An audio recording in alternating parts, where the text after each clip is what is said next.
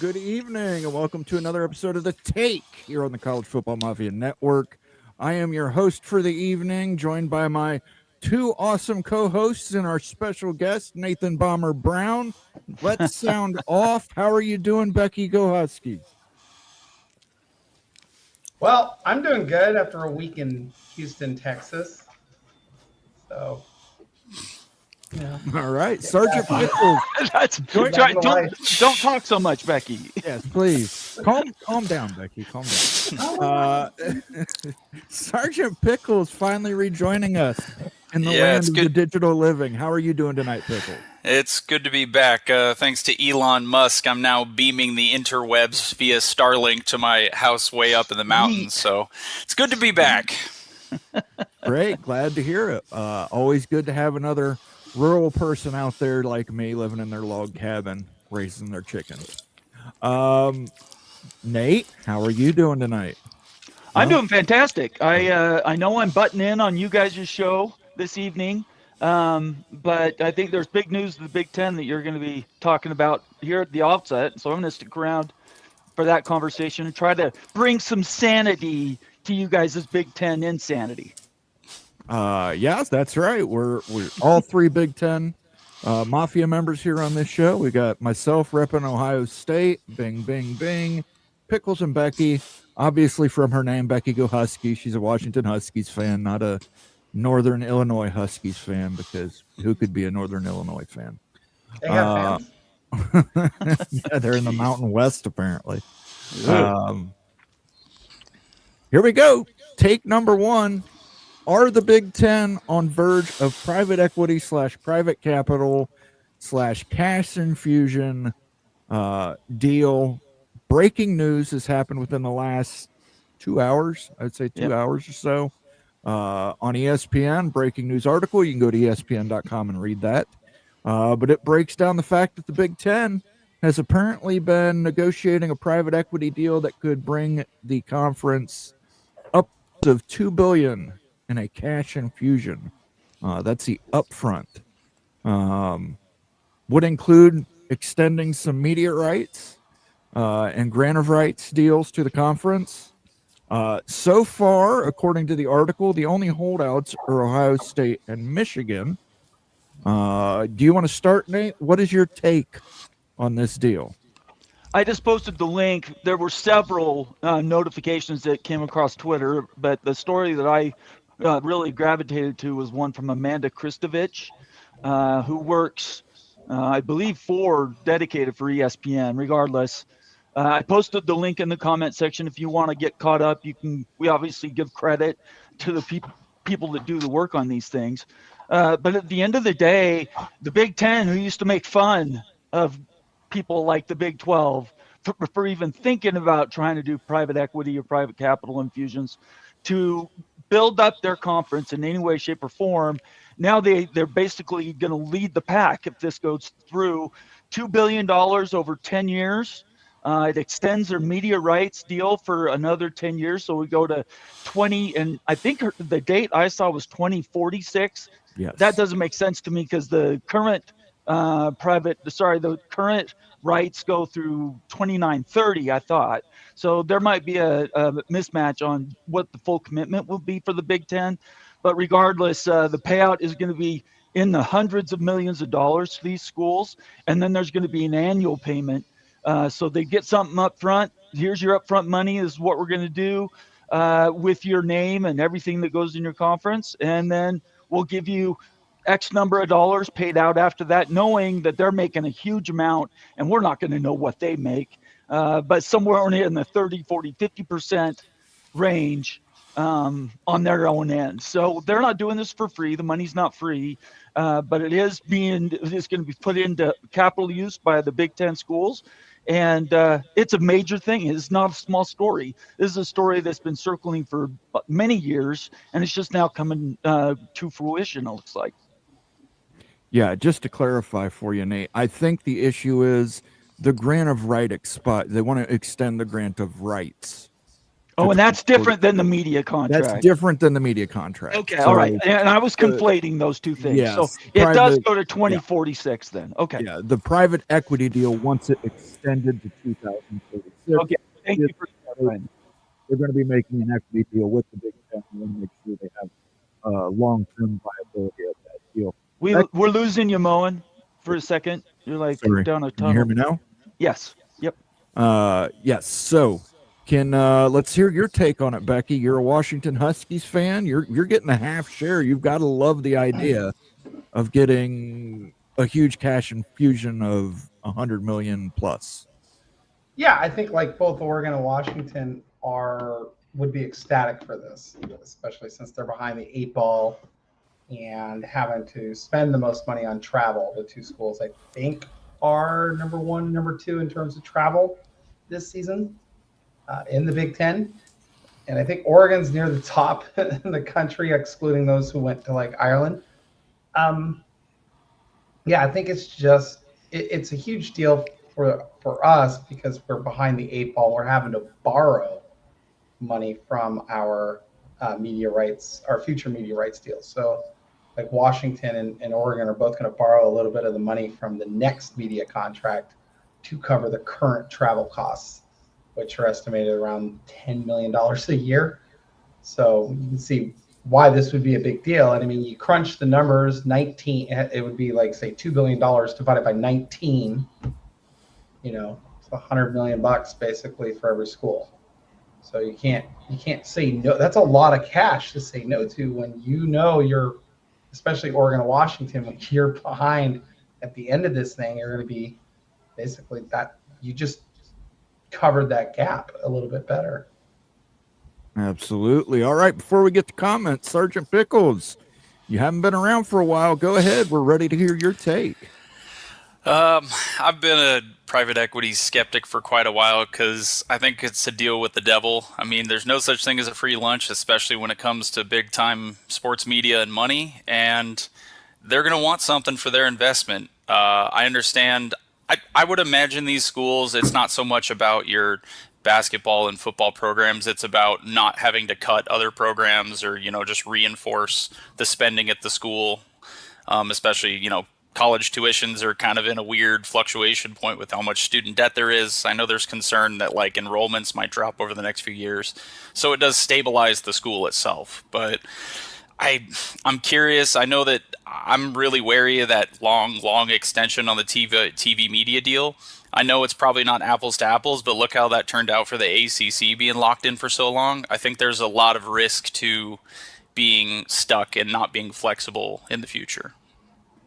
Okay, let's get to some comments here, and then we're going to talk a lot more about this. I have some interesting ideas and takes, and I'm sure you guys do too. Ryan Willie was first. Congratulations, Ryan. Good luck to Wisconsin. Wisconsin will be my second favorite team this weekend. The Big Lubbock was first 1A. So there you go. Daniel Gygax is in the house. He says, hey, everyone. Good to see you, Daniel. Daniel will have a new short releasing tomorrow afternoon on the channel. Definitely check that out. Buckshot Kid says, oh, hey, the College Football Mafia. Good to see you, Buckshot Kid. Sean says, hi, guys. Good to see you, Sean. Becky Go Husky says, hi, all. Sergeant Pickle says, good evening, all. Illini Ted. We were just talking about Illinois before we started. Good evening, Mafia. Good to see you, Illini Ted. Big win for you. Big win over USC. 2 people picked you, and I was one of them. Sean says Penn State shouldn't be allowed to be in the top 10 until they can beat a top 10 team. Yeah. Listen, we'll talk about that. We'll also talk about a certain coach in the SEC who can't seem to beat a certain team in the SEC. Illini Ted says, if you don't have the big 2, this PE isn't going anywhere. It's like Project Rudy proposal without the P2. Greg, just letting us know the big gore and media rights, 2 different tables. Current gore is through 2036, media rights until 2030. That's what I was talking about. Yeah. So it extends the first one 10 years is what it does. Yeah. And then we get a little bunch of and Jan Hulk. Jan Hulk is the Jan! last. Hey, Jan, how you doing? Slovenia, baby. Slovenia. International. International Mafia. All right, guys. So let's talk about this. Greg and I had a brief conversation on the phone for the show tonight, talking about this very subject. I said that I think if it's anybody, it's got to be Skydance as the private equity firm, private capital firm that is looking to make this infusion into the Big Ten. For those of you who are unaware, Skydance is the company that just purchased Paramount. They own a portion of TikTok, I believe, and they are currently looking to potentially procure the HBO Discovery Warner Brothers programming package, which means that they would have all of CBS Viacom, which includes things like CBS, Comedy Central, Showtime's premium network, and they would also have HBO Max under their umbrella, along with TNT, Turner Sports, TBS, CNN, all the Turner broadcasting properties. To me, that makes the most sense. That would be the best to make a deal with, considering how much is based off of media valuations. You could spread yourself across even more partners at that point. What do you guys think? Who do you think is behind this private equity? Is it possibly Skydance? Do you think the Saudis or UAE could be involved in this? Let's start with you, Nate. What do you think? At the end of the day, I don't even really think about the partners so much. I think what matters more is where the valuation is going and how it affects not the top, not the Ohio States and the Michigans, but how does it affect the Minnesotas and Illinois and Purdue's? At the end of the day, the money is going to be more needed by them. It sounds like some of this money might even go to facilities or assets of some sort. Operations seems a stretch if you're going to be doing private capital for just to do supplement operations or for NIL. I think that's screwed up. And what Pickles said, I think, is exactly right. You have to look to see what the reasoning is. But I think what's driving this is the Big Ten is tired of dealing with everybody else when it comes to the college football playoff.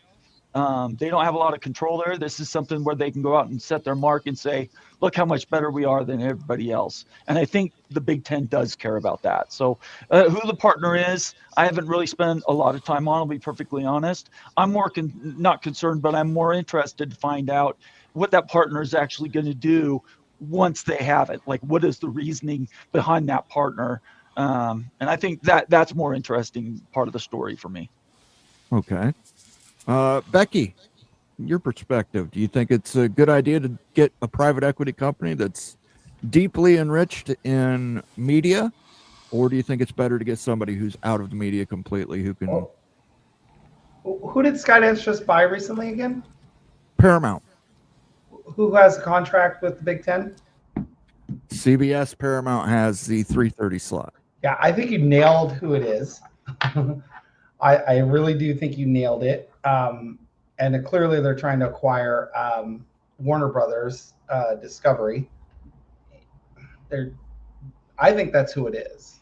Now, I think it's better that it's a group that wants to be a media kind of thing, because you get that exposure on their networks. They're going to make sure they push you. They have they've invested in you as well. And with Skydance now basically owning CBS, now you're going to see this big push. Like Fox still has the big controlling interest in the Big Ten, always will. And until they sell that aspect of it, who knows if Rupert Murdoch's ever going to sell the sports side. Clearly Disney bought all of the other stuff, not named Fox News or Fox Sports, because he still owns that. By the way, that's still the weirdest thing that gets me. Who owns what there? But I just think the infusion of the money is the big key here.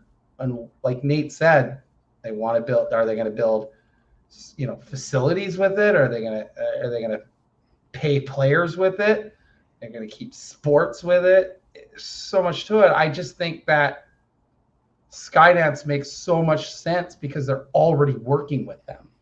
Skydance had a foot in the front door. It just makes total sense. They can. Who is the private capital behind Fox? Do we know? Do they have a private capital? Which one? Billions and billions. Because which part? It's Disney.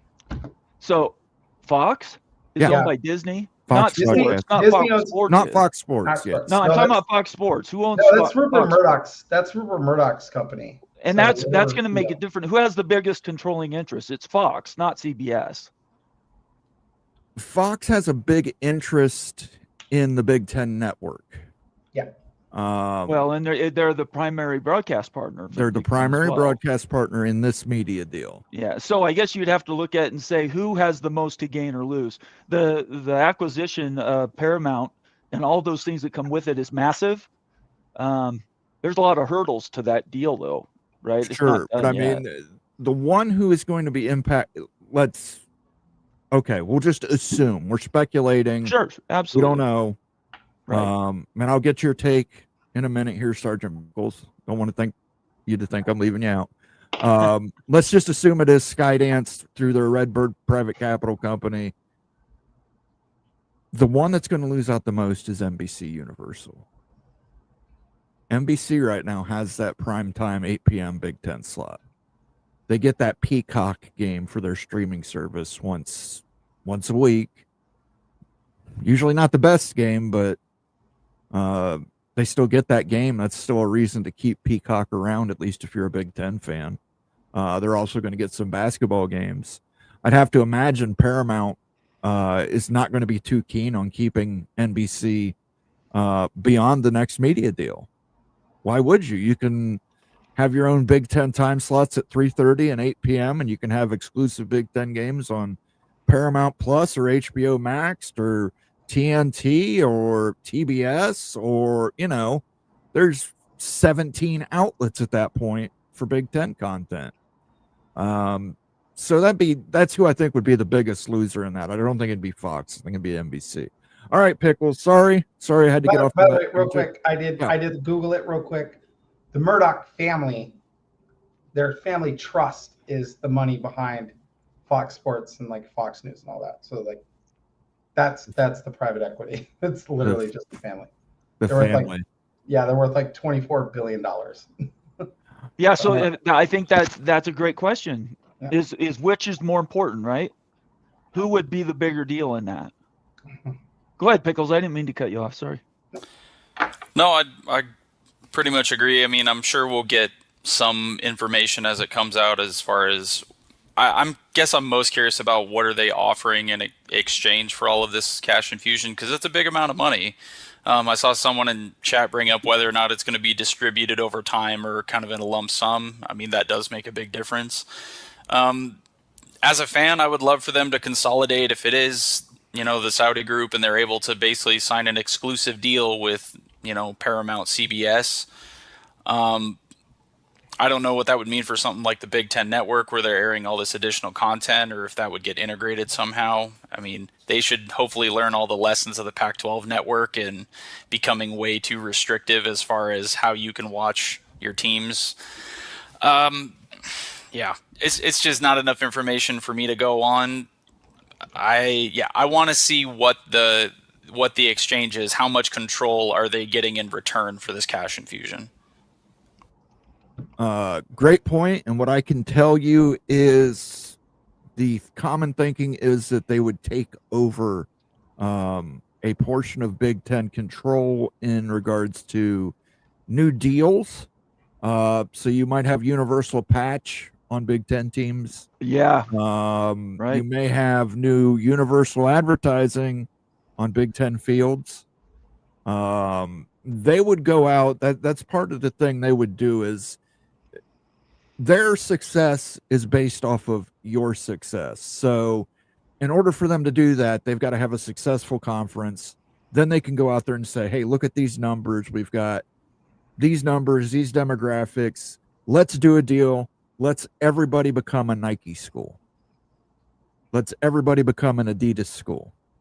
Let's everybody have a patch for Coca-Cola or Coke Zero on their uniforms. And we're going to be the Coke Zero conference. Right, but how much time and hassle is that going to be to unentangle all of these individual schools if they're not part of the target, company?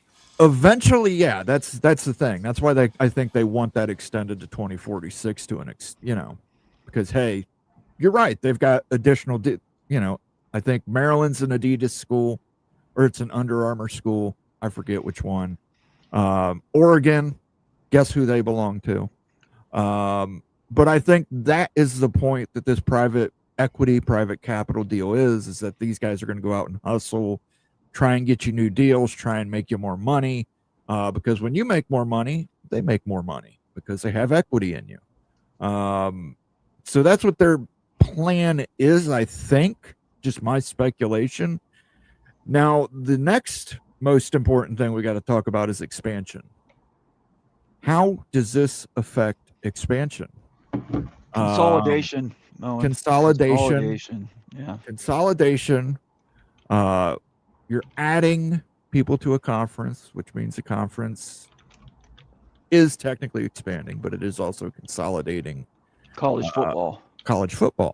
How does this affect realignment, expansion, consolidation, whatever term you're comfortable with? Is this done to maybe, and I talk to Greg about this all the time too, you got to wonder sometimes when these stories are released, why they're released. Yeah, absolutely. Is there a motive behind releasing this story tonight? Yep. Is this the Big Ten saying to someone like North Carolina, Virginia, look, hey, you guys are high on private equity, or at least you have been in the ACC. Maybe you'd be high on private equity in the Big Ten. And oh, by the way, here's 150 million in private equity. Go ahead and pay off that exit fee from the ACC. I personally, I don't. I think the consolidation, or if you want to call it Big Ten, bringing in schools, wherever you want to call that, the private equity thing, if anything, defeats that purpose. If they're getting that additional money, you don't need to bring in additional schools to have a higher media value. You're already adding to what you already have. And in my opinion, I don't even think you really, maybe you do only do 2 schools, but I don't think a Big Ten goes to 24, for instance, because if they're getting this much money in private equity, the Minnesotas of the world are not going to want to spread that pie smaller to bring in other schools. In my opinion, that number is going to stay lower, and the rich is just going to get richer. What's their incentive to blow everything up when the media valuations for the Big Ten are so much higher than everybody else's? Why give away that value proposition by watering it down? In my opinion, I don't think they do that. If anything, they want to have less schools, so the pie sizes are much bigger for the schools that are already in the conference. And right now, in my opinion, there's not a school outside Notre Dame that brings in $75 million. Notre Dame is really the only one that'll, Florida State, Clemson, they've been proven they're in the 60 to 70, but 75 to 80, which is where the new number is. Who else does that? North Carolina doesn't bring that. So you'd have to have different reasons to do additional schools into the Big Ten. I just don't see a reason to do that. If you're going to bring in this amount of money, I think it's so that the people that are already in your club get more money, not so that you can finance other people coming in that eventually you have to share control with. I don't disagree with you. Speaking of cash infusions, by the way, if you want to give support to the channel, you can click the little cash icon at the chat window. From there, you can leave us a super chat. All super chats get read. Drop a super sticker, or gift a membership or become a member. And to show you how to do that, we're going to give 5 memberships right now to the College Football Mafia family. Let's go. October 1st, Morris Simmons, member. Scott P., member. Let's go. Jen Knoll, 2013. Haven't seen her around. Hope Jen you're is doing well, here. Jen. What? Sterling Holland, gifted membership. Jay, gifted membership. Welcome all to the College Football Mafia family. I will show you here. We've got exclusive members-only videos coming down the pike. I will show you the thumbnail for the latest from Moen Confidential, and it's going to bring him to my topic on where I'm going to disagree with Nate, because that's what I love to do more than anything. And That's why I'm here. and you won't be able to see that because I've got a different format on. So let me do this real quick. Well, I can see it. Well, you can see it, but it's in the background. It's called okay. Big Money Markets. It's about the markets and the money they could potentially bring to the Big Ten. And in particular, private equity deal maybe. Now, you mentioned, Nate and Becky, let me get your opinion on it, followed by Pickles. Paramount, if it's Skydance, if it's Redbird, Paramount, I'm sure they have locally owned, or they have corporately owned affiliate stations in places like Atlanta and places like Miami, places where that they can make more money because they have a corporate owned affiliate. Right. Do you think that could play? Now we're talking about conference expansion. Nate believes 20's enough. 20's where you go. Do you think that could play a part though? That maybe market size matters a little more with private capital, private equity that has a controlling interest in a broadcast? I'll let Pickles go first, and then Becky, I'll go last. I actually want to hear Becky's take on this first, because I think she's far more plugged in to what's going on over, at least at Washington, for sure. Yeah. So I think this does tell you a little bit that markets are going to matter. As they've done the expansion, that's where the Big Ten has gone. Everybody can argue till they're blue in the face about Rutgers and Maryland being like terrible ads, but what did they bring? DC, New York. What did UCLA bring? Well, LA. they brought the DMAs. They haven't really proven out that they've got viewers, though, Becky. It doesn't matter. You're in the market. You're in the market. That's all that matters. If you're in the market, which, by the way, I saw in Maryland. We don't have billboards in Seattle, so you have to go outside the city. But I did see a University of Maryland a few months ago billboard trying to get kids to apply. That was a thing. We have seen them for Minnesota. I've seen them for the commercials are airing outside of football games, and that's where it matters. Because if I'm in the DMA, I'm guaranteed, no matter what, I'm guaranteed the broadcast for my local team, right? It doesn't matter where it's at. I'm going to see that local broadcast. People are going to talk about it. It's on the air. I'm going to go see it. Now I'm getting the commercial. Like, all of that plays a role. The more eyeballs that you can possibly bring to a small area, the greater it is for this. And I mean, like, let's talk about Skydance. What school did the founder of Skydance go to? It's a Big Ten. Okay, Big Ten school. Northwestern. No, it's David Ellison. He went to USC. His dad, Larry Ellison, who's the money guy, he went to Illinois. Like, the connections are there. Like, everything is adding up. So I mean, like, I think it does matter when you have a little bit of a market. Certain schools like Oregon, the Oregons, the Florida States, the Clemsons, they're different. They don't have a market, right? They branch off and become something greater. Even Ohio State, they don't really have this huge market, but what Ohio State does have is the entire state of Ohio. Like, they rule the roost in a state with that size of a population. So all of those eyeballs matter in the end, because if you have eyeballs, regardless of how small it is, people start talking, people start asking, people start seeing. It just matters. And when you have a game like, say, people are talking about, for instance, CBS, They made a mistake by adding the Big Ten and not keeping the SEC. They're not getting as many eyeballs. Yeah, that came out today. That Yeah. story was out today. Yeah, correct. But CBS is probably able now to charge more for a commercial, which is what the important aspect is here. That's what the DMA brings. They have Maybe. more eyeballs, possibly. Maybe. They have more, but the DMAs of the Big Ten, there are more eyeballs than the DMAs of the SEC. So now you can charge more. You can do things. That's what it's all about. That's what the DMA does.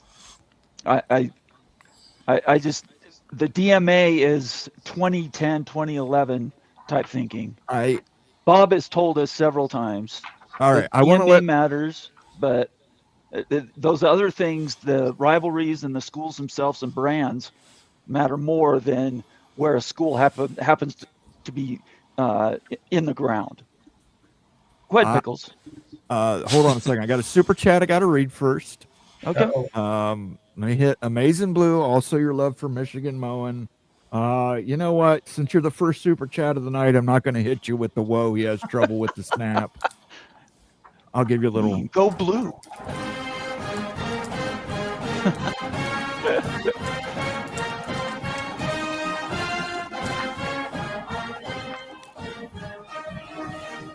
And then I'm going to go ahead and plug this. I'll put the thumbnail behind me. The next Mowing Confidential for members only, because this does actually 100% deal with the topic at hand. I'm not going to spoil anything, but we are talking about markets. We're talking about big money markets and how those can impact you. And Becky mentioned a great point. Well, Oregon's not in a great place. Oregon is in a great place. They're in Nike country. They have a brand. They have their own DMA. And that is very beneficial. Some of these big companies you have in these big schools, look at Atlanta. But that's Coca-Cola. not tied to a geolocation, Mo, and that's the point. It's not tied to a geolocation. The advertising locations are usually headquartered inside the business. We'll talk. Listen, the point is, become a member, tune in to the Mowing Confidential Big Money Markets, and you'll be smarter, and you'll be the smartest guy at the water cooler. You'll be the smartest guy at the drive-through. You'll be the smartest guy at the coon hunt. You'll be the smartest guy at the barbecue. You'll be the smartest guy mowing his lawn. You will just be the smartest guy everywhere you go. So make sure you sign up, become a member. Check out that episode of Mowing Confidential. Now, Pickles, now that I've extended your point for like 5 minutes, now you can go ahead, sir. What do you have to say? Well, it's not the first time this week that a Buckeye has silenced a Husky, but we'll overlook that. Yeah, I've always kind of seen it as the blend. I get we've done the whole DMA thing, and that is a huge point. That's eyeballs, that's TVs, but it's what does your team draw? I've been big on, take a drink if you want to. I got mine, but I've been on the Georgia Tech train because it is a school that is worthy of consideration to the Big Ten. It is the Atlanta market, and yes, you can argue that they're not, the top even one or two in that market. However, I think the Big Ten has put an emphasis on taking a bite into the SEC monopoly and actually contesting some of those regions. Sorry, my son's chiming in there. But, the eyeing southward, we've kind of looked at all the teams out west, and yes, we can discuss Stanford and, Notre Dame's the obvious shoe-in. But teams like Georgia Tech, Miami, they fit the profile, and I do think the infusion of a private equity means they have another vote at the table. They're going to want those big markets. Fair enough. We got a couple super chats we got to get to here.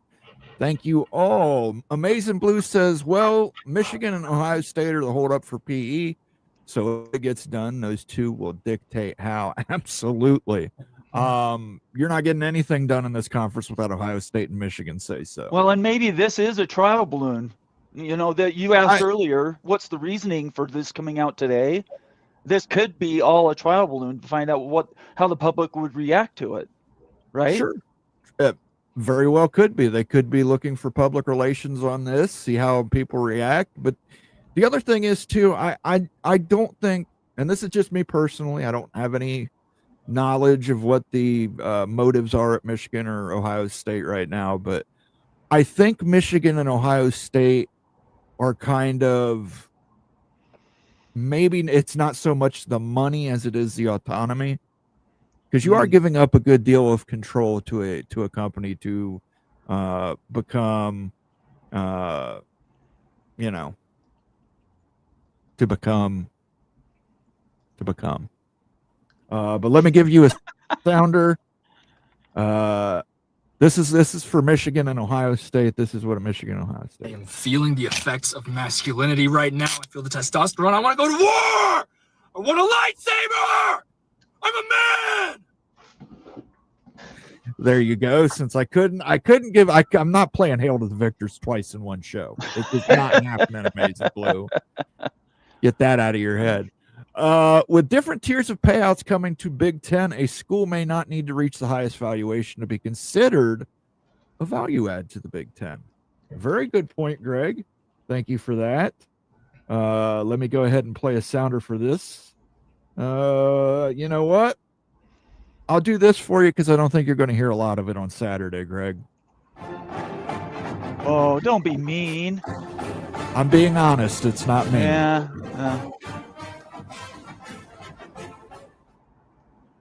I don't even remember what I spread on that game. I think that was 17.5 or something. It was 20.5 last I looked. Judas Priest. There you go. Thank you for the super chat, Greg. And then we've got a couple members who popped their memberships here. Ryan Willie for 20 months. Whoop, whoop. Holy hell. And he wants to Thank hear you, Ryan. Wisconsin to Thank clean you. hail to the cheaters out of my head. Who am I but to oblige?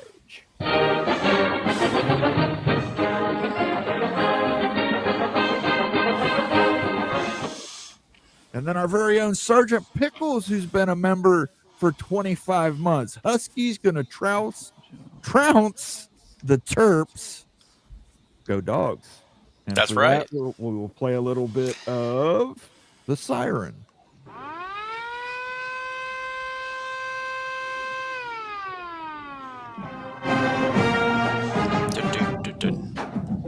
Bow down to Washington. I want tequila. It's not, we're not Definite- get yeah. until we get tequila.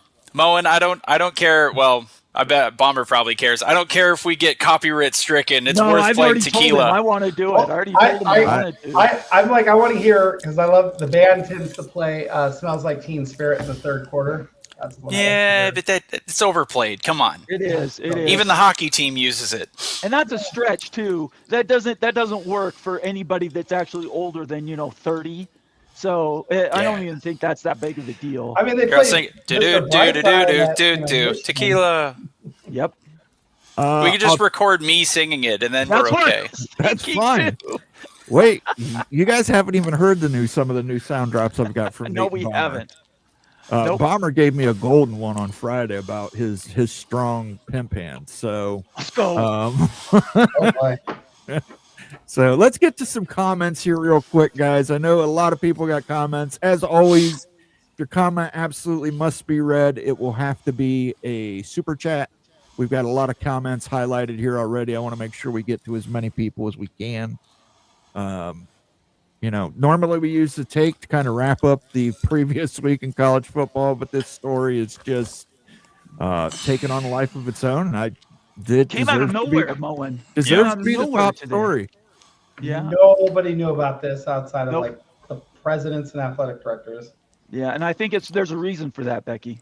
Yep.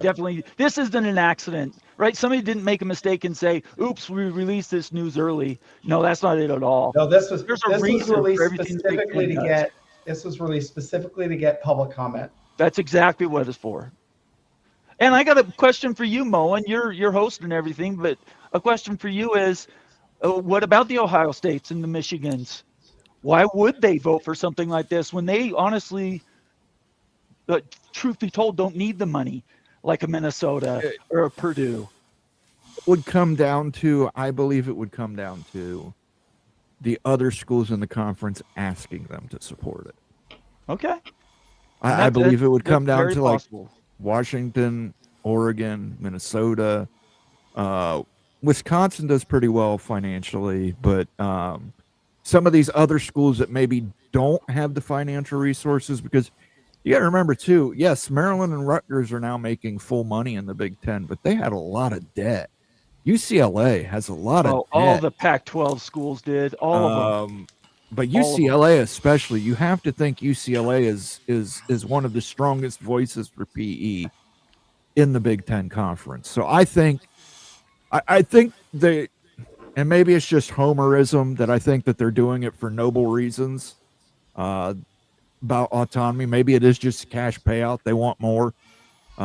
Very well could be. But I think to get them to come along, I think you would literally have to have, and it'd be certain schools. There's certain schools that they have a lot of, Michigan in particular, even though they're playing this week, they're in an alliance with Wisconsin that dates back to, before Prohibition. So I think it would really be them coming to them hat in hand and saying, hey, look, we know you don't like it, but we need this. Interesting. Thank you for the comment, Johnson Roberts. Appreciate yes, absolutely. that, sir. Thank you, Jansen. Chris G, a local Virginia Tech Hokie. Agreed, Nate, because the simple fact is that UVA is just a milker to either of Yes. the power two. They bring nothing. No eyeballs, especially. Let's get a milking on that, Moen. Let's get milking. I'm going to tell you what, they brought some. They brought something on Friday night. That was one of the highest rated Friday night games. Now you can say that Florida State carried all that, but Virginia did their making sure of that. But I will give you the Melker sounder, or a Melker sounder. And I will say at the end of the game, that's when everybody was watching. When the news made it out on the ticker at the end of the third quarter that Virginia's still up 10 or whatever the score was, that's why the number went to where it was, because you called her, called him, everybody's calling each other, come watch this game. So put those in context as well. I haven't seen the quarterlies yet. Has anybody seen the quarterlies? Yeah, they posted it was 4.16 max, something like that. Yeah, I was just interested in the quarterlies to see how they lined up quarterly. Okay, here's your let's do Utters on Fire, Oh, it's quite pleasant, actually. It's like a gentle tug. Okay, slightly less gentle now. Oh! My udders are on fire! What is that from? That's terrible. It's from a kids movie called Barnyard, the Original Party Animals. That is hilarious. Tony Lawson says, nice to see you, Sergeant Pickles. Hello, my friends. Good to be back. Good to have you back. Real quick, trivia question. Does anybody here know the only Big Ten school to never change their logo? I know the answer to this because I saw it, but everyone else can guess. It's got to be Michigan. Nope. It's not Michigan? Not Nope. Michigan. They've changed the M to something else at one point? If it's here's a hint for you. Some of these schools slightly changed the shade of color and it counted. So see, there's that's only not quite the same thing. no, there's but only Michigan- one that has never changed it at all. Okay. Michigan actually did not use the big M for a while. Okay, I didn't know that. I'm going USC. Nope. Oh no. Nope. Oh, USC. They had the changed it. script USC for a while. Yeah, Yeah, did. they were going with the one when Pete Carroll got there. They changed it. Yeah. It's definitely not Washington with the weird weasel logo from the Tyrone Willingham era. We were also called. What were we called? It's not Oregon. We had a whole different name. No, Oregon's retro uniforms have their old Yeah. UO logo, which is actually pretty good. Moen, just All right. tell us. I will go ahead and tell you. Greg Flugar probably knows this. It is the Minnesota Golden Gophers. Wow. The Fighting okay. The Flugars. original members of the Excellent. Big Ten have never, ever, ever changed their logo. That's fantastic. We got a lot of maroon in this conference. They might want to reconsider that. I mean, they were never called anything else, and if they were, they just used the M. They were always Minnesota. They were always Golden Gophers. Jansen Roberts says, isn't Michigan and Ohio State pushing back on this deal? Yeah, we kind of mentioned that. I think we've already covered that. Kenneth Maynard. Kenneth, good news, even though you didn't leave a super chat. I've been promising for weeks to get an ECU sounder on here. Here we go. Do what you want because a pirate is free. You are a pirate. There is the new ECU sounder. Big games upcoming in the American next week. ECU at Tulane a week from tomorrow night, and USF at North Texas. Conference looking strong. Random side note for our ECU friend out there, in all of my average viewership analysis, ECU is a top 5 group of 5 team over like a full decade. They always draw eyeballs. ECU is a fantastic school brand. They bring respectable numbers wherever they play, and they travel. Yeah, They're they not do really afraid well. to travel, and they play BYU at BYU. They play Boise State. They're not afraid. I don't know if they've been to Utah, but they're not afraid to travel, which takes courage nowadays. Chris G, with this kind of PE cash, the Big will have to step up their viewership numbers. Right now, they don't measure up. Just saying. Chris G, it's not just about how many eyeballs you get, it's who those eyeballs are. The Big Ten bill more, I should say, their broadcast partners can bill more for ads. So let's. Sorry, we'll talk about that. Remember, in Mullen Confidential, Big Money Markets coming out next Thursday. I was just going to say, and Greg brought this up earlier in a different context. Greg Pflugar, peek around the corner. That tiered payouts are also a possibility here, right? So there is the and this is a fact. The top 4 to 6 brands bring all the viewership for the Big Ten. All the massive numbers come from the very top of the conference, and that's generally accepted. Almost every conference is like that outside of the SEC. So knowing that those schools are bringing in more, if you're going to do a big cash payout or any type of a private capital infusion, there's going to be a tiered payout to an Ohio State and a Michigan. And we were talking about how you could get their votes to do it, is you tell them you're going to make an extra $50 million or something. So you can essentially trade money for whatever their vote is for the private capital infusion. And I think that's very possible that could happen. And it will affect then the media valuations as well. The Big Ten, all of a sudden, I know, Mullen, you've always said they'll never do this, but I think the Big Ten is in a spot now where they're going to get to a point they're paying more money to the top end schools than they will to the ones that don't draw very much. We shall see. A couple more comments here, and then we're going to get back to the action. Are the broadcasting media companies consolidating? That is not good for the Big 12. Well, listen, if Skydance gets their way, yes.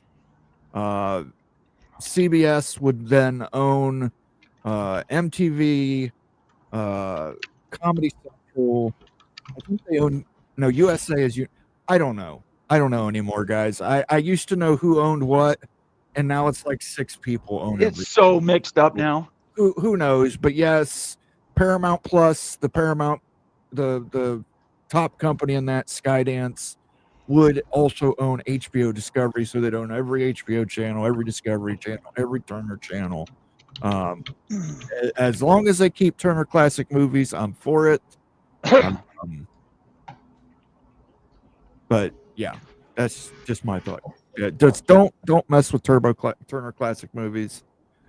CFP peek around the corner with Greg Pflugar. He says, "Why change perfection?" Yeah, absolutely. At least you guys can look back on it and remember that's the logo when we won our last national championship when John F. Kennedy was president. Hey, I mean, good thing is in that national championship year, they definitely won the last game of the season. They certainly didn't lose that Rose Bowl to the Washington Huskies. Not at all. Not lose that game. No. But that's none of my business. Why digress? There we go. There's the meme right there from Sergeant Pickles. Why digress? Absolutely. Thank you for the comment again, Greg. We appreciate you and everything you do for the channel here. Anything else that you guys want? Pickles, start with you. What do you want to do? Anything else you want to do on this private equity, private capital deal? well, I guess urge caution to the news leaks because, as you said, there's always a slant to them, with the very rare exception that something leaks that they definitely didn't want to get out. I'm just really skeptical. I wonder if this will trigger some kind of leak from the SEC as a counter, because it's each one's trying to play big dog in this whole game, and the Big Ten can't be seen as getting ahead of the SEC. So I'm sure Feinbaum will have some crazy story tomorrow how someone's coughing up billions for the SEC too. I'm sure. Becky, any thoughts? Yeah, just don't assume that because a school has a buttload of money that they're not going to accept more money. Everybody wants more money. Absolutely. And speaking of which, you can leave us a super chat, super sticker, become a member, gift a membership by clicking the little cash icon at the bottom of the window. If you become a new member, next Thursday, you can check out Mullen Confidential, Big Money Markets. Nate, your final thoughts on private equity, private capital deal? Yeah, and then I'll get out the door so you guys can get on to your regular scheduled stuff. I think it's really important for people to just keep in mind that until a deal is actually done, it's not done. And these reports over the last 4 years, realignment and news reports, we've gotten these things every once in a while. And of all of them that are reported, that pop up, maybe 1/3, or maybe even less than that, maybe 1/4 of those go through. And I would just throw the Pac-12 in there as the finest example of reporting that gets used and abused. Realignment has been used and abused. Now private capital is being used and abused. Until something's set, I would just tell people to keep an open mind and understand that it's just because somebody goes up doesn't mean you're necessarily going down. And I think that's getting lost. We have a lot of Big 12 people watching, several ACC people watching this right now. And your conferences need to take care of themselves and not compare to the SEC and the Big 10, because that race is over. So now what we're trying to do, instead of trying to keep up with the Joneses, just do whatever we can to stay relevant. And but just because one's happening doesn't necessarily mean you're devalued, because that's not true. Okay. Well, thanks for joining us. I did a vote, Mullen. I'm putting out a poll. If I get enough people to support me, I might do a call-in show after you guys are done. It'll be at 10. Yeah, I'll let you know. I'll send you a DM if that's going to work or not. If not, are you going to do a show tomorrow or? Yeah, again, it just depends what happens in the news cycle. Okay. Yeah, but either way, if I do a call-in show later, it might not affect what I do on Thursday. Okay. Well, hey, great. I will see you on Friday for the Big Freaking Friday show. Absolutely. Thanks, Becky. And tell Pickles I said goodbye. Yep. Will do, sir. Okay. Thanks All a right. lot, We'll Nate. talk to you later. Bye-bye. Peace out. Real quick. There we go. I just got to say this because it just popped up. But the president of North Texas University canceled classes after noon on Friday, so the kids could go enjoy the festivities before the game. Good. It's awesome. Good job. Good on him. Good on That's him. a man who knows his priorities. Or woman, I'm not sure. That's a guy. It's a guy. And by the way, I don't know if you guys have been following this. Daniel Gygax has been keeping me apprised. Tarleton State Texans. Undefeated. Oh, they're moving up in the rankings, I saw, too. Go I think Tarleton. they're in the top 5 now, I think is what I saw. Maybe They're up there. All right, let's move on to another story. Seminoles stunned by Cavs on Friday Night Lights. I called this. I told everybody. And Dennis Hattie says Florida State versus UVA averaged 4.4 million, peaked at 6.9 million in the last 3 15-minute blocks of the game, and drew the largest DC DMA audience for a regular season game in nearly 20 years. Now, Dennis, I would just ask you, is that regular season game for Virginia or regular season game in general? Just quick question, because I know there was that Maryland-Ohio State shootout from Dwayne Haskins was quarterback, and it was just, it ended up being like 59-55. God, what was that? What year was that? Like 2018, 20? Are we back in 2010 Big 12 time? Is that what's going on? I mean, these games happen. I'm just saying the fact that Maryland was close to beating and probably should have beat Ohio State that game. I just wanted clarification. Dennis, if you're still here, let me know. If not, I'll look it up after the show and maybe pin it as a comment. But thank you. Yeah, I didn't get to see much of this game. I was hosting the Big Freaking Friday show, but we even cut it short so we could go watch the last quarter of that game. Pretty exciting stuff if you're a UVA fan. You've got one loss. Your coach has one loss. Seminoles, I know Miami fans were lamenting this. This could have been a top 5 matchup. Yeah. For, the Seminoles and Miami coming up this weekend. That's not going to happen. Still going to be a ranked matchup. Still a rivalry game. But what were your thoughts on this game, Pickles? I only caught little bits and pieces of it. Was busy on Friday, but rest in peace to that Florida State player that got absolutely demolished because they let the kids storm the field like standing at the border. That was wild. But it was a great game, and I think I draw more so from the big picture and the TV viewers. Your average college football fan still wants to see the underdog win every now and then. Super teams are great, and, the Alabamas, the Ohio States, people tune in to watch them, but your average college football fan across the country will tune in to an overtime Virginia-Florida State matchup on a random Friday. So I hope we don't lose that going forward. I've heard some people say that I haven't taken a look at UVA's remaining schedule, but they could be this year's Indiana, where they just came out of nowhere and bought their way to the playoffs. So I'm not sure if that's the case, but, I love to see exciting matchups. And sorry to all of our Florida State friends in the chat. You go beat Miami this weekend, you're right back up there. So there's everything to play for. Absolutely. You guys will always have Alabama. You'll always have that Alabama win. Becky, what did you think of the game or the outcome? Well, I caught the last quarter of it and the overtime because I was at Texas Roadhouse pretty late at night while I was in Texas. We don't have Texas Roadhouse in Seattle. Give me a break. I wouldn't go to one even if it was here. Yeah. By the way, if it's in Texas, why don't they just call it a Roadhouse? See, that's what my question was. Yeah, because they don't need to be Texas. The waiter did not know. He was very confused. Because they don't want to get kicked in the face by Patrick Swayze. That's why. That's probably why. The ghost of Patrick Swayze. Anyway, I enjoyed my rolls and my gigantic cocktail. Anyway, no, I mean, first off, they didn't let those kids rush the field. The kids are standing on the field. Yeah, there's no barrier. It's insane. I was like, oh, they're going to have something up. I know there's a hill back there. I was like, oh, and then I was like, oh my God, they actually let the kids stand back there. I was like, oh, this could go bad if something goes right for Florida State. No, I called this. I said this. Florida State at UVA, ranked in the top 10 at night. What happens? You called them to win straight up or to cover?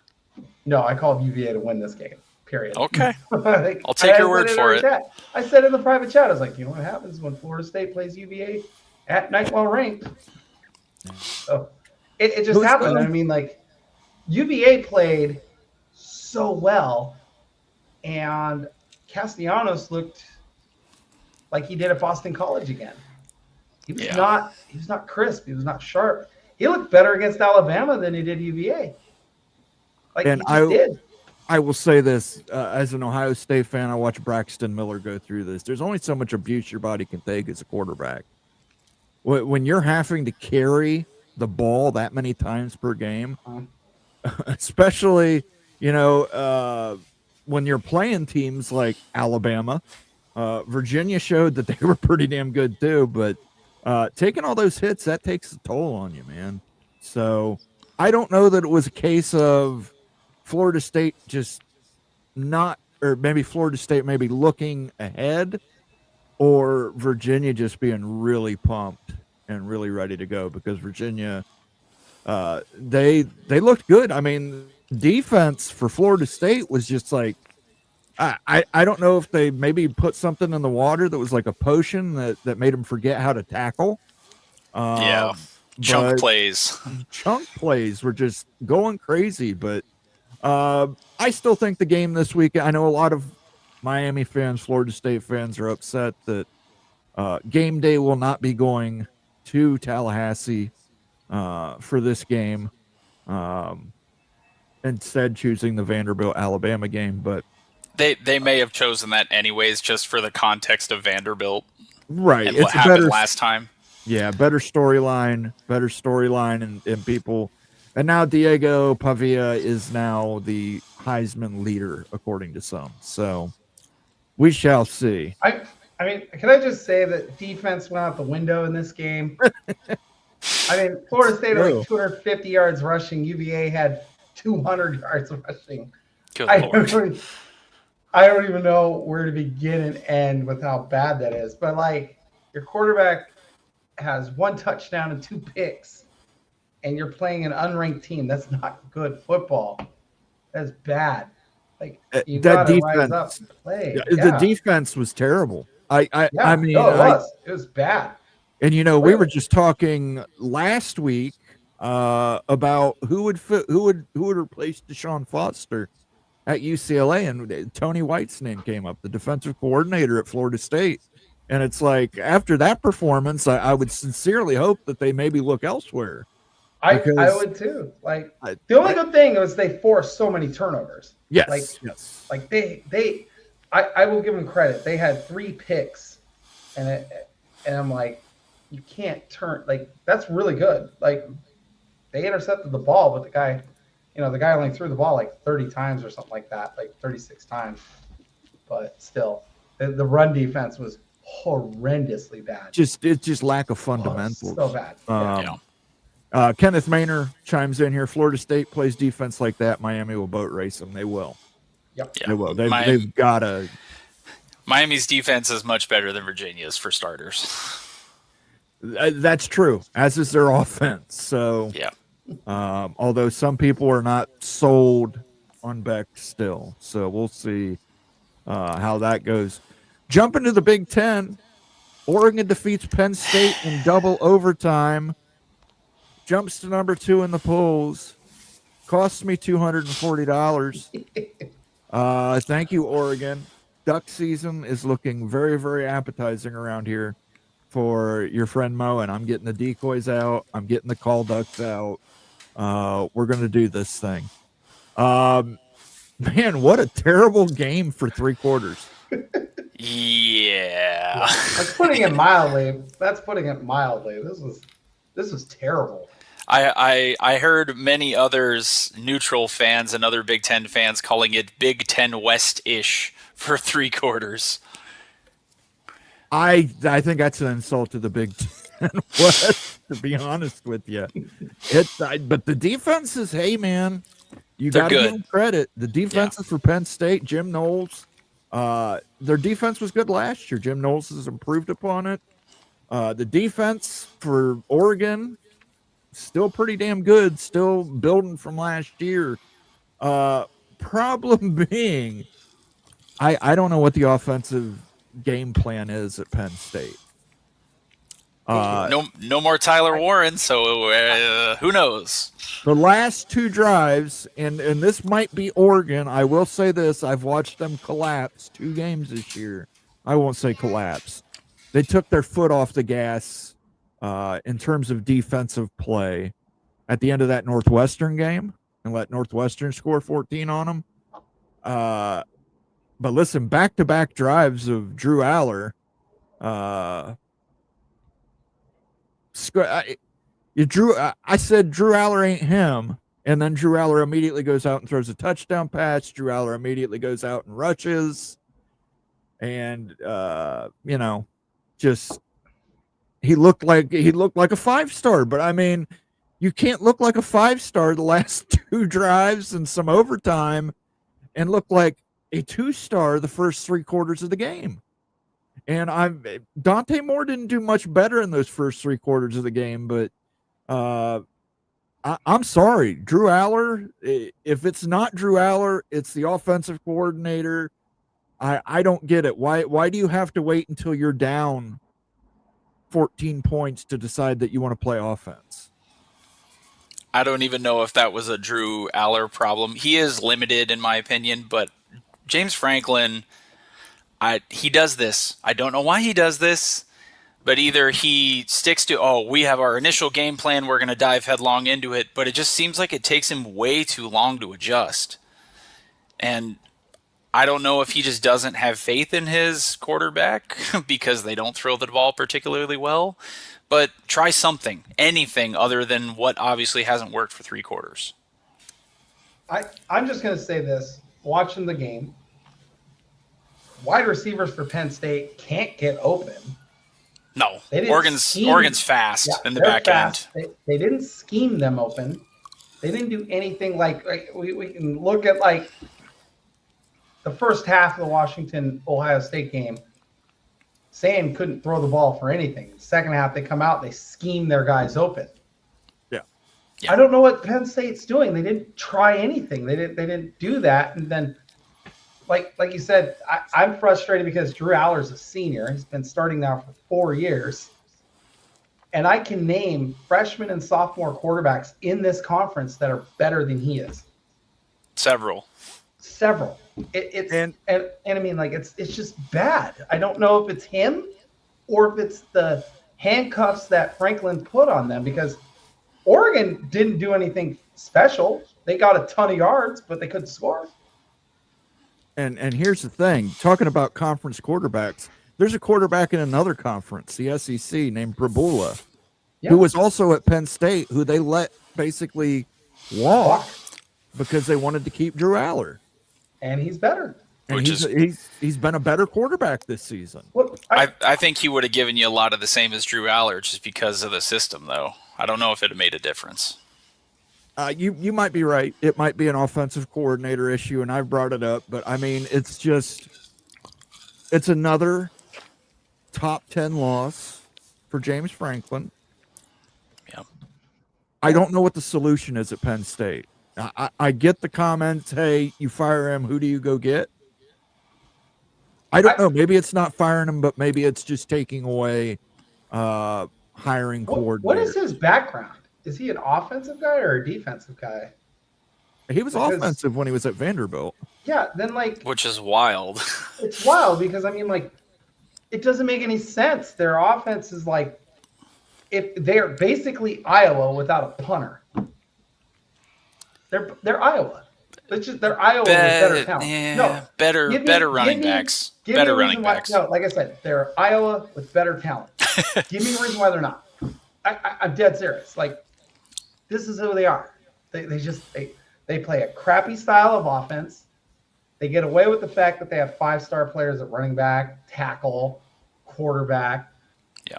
But they can't do anything. They play a team with the same kind of talent, and we see what happens every single time. They lose because their offense and their identity is antiquated like Iowa's. They're just Iowa, but in Pennsylvania.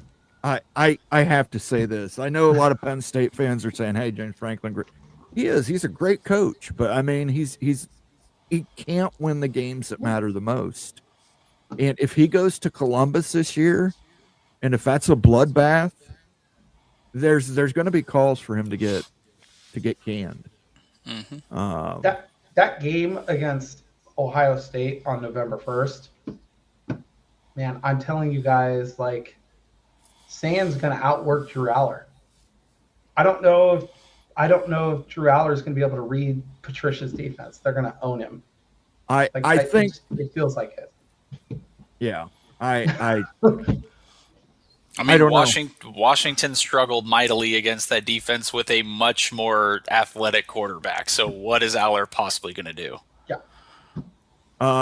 But Ohio State has shown a little weakness against the run this season, so we'll see. But yeah. But if you can only run, they'll stack the box. Stack the box on you, and they do have some good running or linebackers there at Ohio State. But I don't know what you do if you're Penn State. Do you fire James Franklin? You owe him $50-60 million. Let's say this, or do you- Moen. This isn't even a hump anymore. This thing is a mountain. Yes. It is bad. You need. I mean, I get they replaced a DC in the offseason, but you need an offensive coordinator with just a totally fresh approach to what they're doing. And I'm not sure Franklin will allow it. Maybe that's what they need to do, is just take it out of his hands in terms of who his OC would be. Or I don't know. Here's the thing. Yeah, they changed DCs this season. They got a better DC. Right, but that wasn't their problem. Yes. And You know. kept the OC, and it just Kotelnicki is the guy's name. I don't get it. Kansas fans were rejoicing that he left Kansas. But I think Becky might be right. They may be just Iowa with more 5 stars. Ohio State versus Maryland on Saturday, November 17th, 2018, averaged 5.68 mil. Larger overall audience, but not for the DC DMA, probably due to it being a noon kickoff and had other games airing. And he also mentioned in here that Maryland was 5-5 at that point. But I think that would actually that would boost it. Yeah, that's still a good number for a noon kickoff. But it makes sense, standalone primetime Friday game, and then everyone gets the alert on their phone. ESPN overtime, woo! Yeah. Tony Lawson brings up losing to Oregon is not a bad loss. No, but the way they performed was, and that's true for both teams through the first 3 quarters.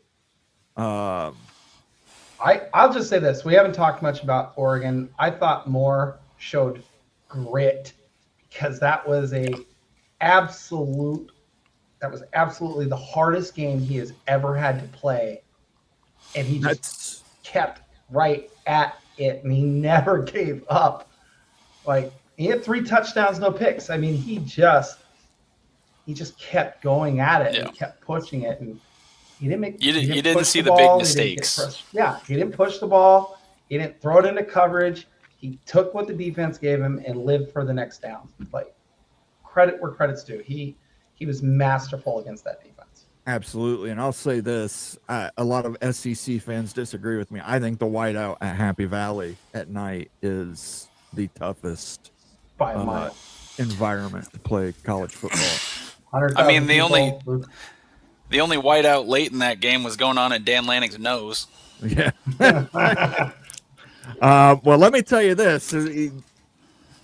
Oregon football players, if you didn't see it, catch the just Google it on YouTube or on Twitter. Best.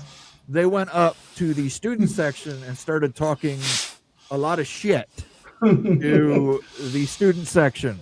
Not a good idea in Penn State. Not a good idea in State College. No. Not a good idea. If you want to get a bottle of piss thrown at you, you want to get spat on, be my guest. But otherwise, you've won the game. Act like you've been there before. Oregon. Husky fans that I know generally had a good experience, but our team was getting blown out, so they weren't talking all this mad trash. Kenneth Maynard says, I'd kill to average 10 wins a season like Penn State does. I hear you, Kenneth Maynard, but you're ECU and they're Penn State. Penn State's a blue blood, and they've spent a lot of money through the last 5 to 7 years since NIL became legal. I mean, to win a national championship. Would you want to be a 10-win team every year, knowing you're not making the playoff every year? Yeah. Not really. That's where they're at. They've got 10 wins all these years under Franklin. Who'd they lose to? Ohio State. Ohio State, Michigan. Ohio State, Michigan. Now Oregon. That's what I was going to say. Trust me, I remember when Ohio State won 10 games every season under John Cooper, and they always lost to Michigan, and they always lost their bowl game. It wears on you. It does. And everybody at the time said, well, who else you going to get? John Cooper, he's such a great recruiter. Look at all this NFL talent, et cetera, et cetera. You get tired of losing eventually. Well, everyone else just says exactly what Kenneth Maynard's saying. Let me go find my tiny violin for you. Yes. Absolutely. I hear you. I hear you from a smaller school perspective doing. I'm right there with you. Yeah. Moving on, Alabama snaps Georgia's 33-game home win streak. Kalen DeBoer, who was a pariah in Alabama just a few weeks ago, after losing to Florida State. He is a conquering hero. He went into Georgia. Georgia had a 33-game home win streak. Yep. Talk about James Franklin. We got to talk about this. Kirby Smart is now 1-7 against Alabama. 1-7. We'll get to the other one later, I'd imagine, but the top two longest home winning streaks both got snapped this week, and this was the biggest one. Look, we have some bad blood with him just because of what happened at Washington, how it ended, but Kalen DeBoer is an excellent coach. His problem has always been recruiting, but that's not going to be a problem at Alabama when they can just lean on their donors and their history, et cetera, et cetera. And he was always due for a game like this. I didn't believe this hype that like he'd totally collapse and have this awful season even after the Florida State game. I mean, he could still he could still lose another game this season, I think. He's not quite to his 100% level, but he is capable of beating any team at his peak. He's an excellent coach. And I don't know if Georgia just overlooked him. And like you said, Kirby Smart, does he have an Alabama problem? Well, he might, because now it's not just a Saban problem. Now it's, DeBoer and Saban. It's the program itself. I don't know if it gets in his head. So people calling for Kirby Smart to be fired, that's ridiculous. He's accomplished more than, like, example, Franklin has at Penn State. But, yeah, they're going to have to really rethink it, because I'm sure the SEC schedule makers will make this matchup happen as often as possible. Yeah. What do you think, Becky?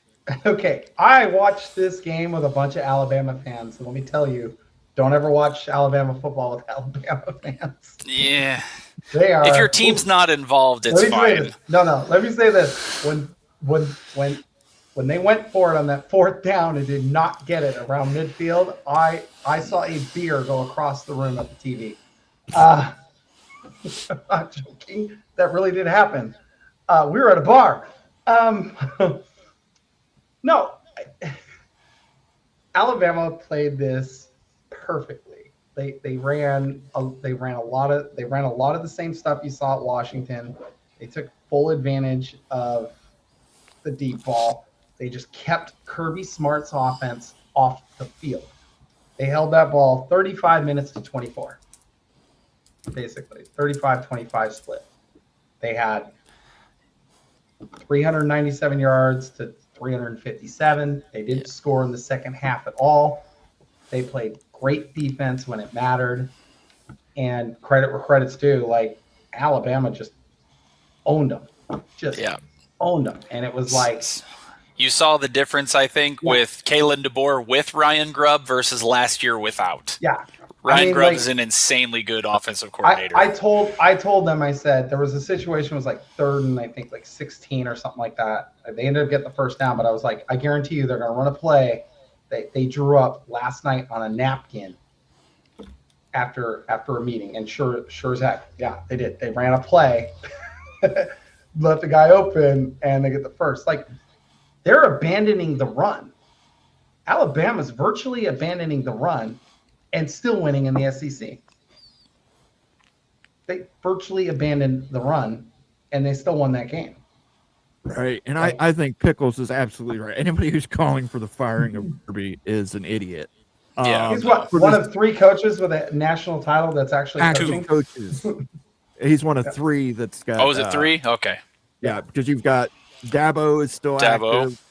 You've got Ryan Day at Ohio State. Oh, okay. That's who I'm missing. Yeah. But, I mean, that's the same thing. Ryan Day has a Michigan problem. But you know how you get the taste out of people's mouth? Go win a national championship. So, people saying Kirby Smart should be fired. It's just interesting to me that that's a program that Kirby Smart is just a dominant coach, and he just has problems against Alabama. And even when they're not good Alabama teams, he has problems against him. So I do think it gets in your head at a certain point. Yep. All right, moving on. Another SEC team. LSU stumbles against Ole Miss 24-19. LSU, again, what are you doing? Jekyll and Hyde, their defense can play. Nussmeier, who was a Heisman favorite preseason, might as well call him Nothinmeyer because he's doing nothing for him.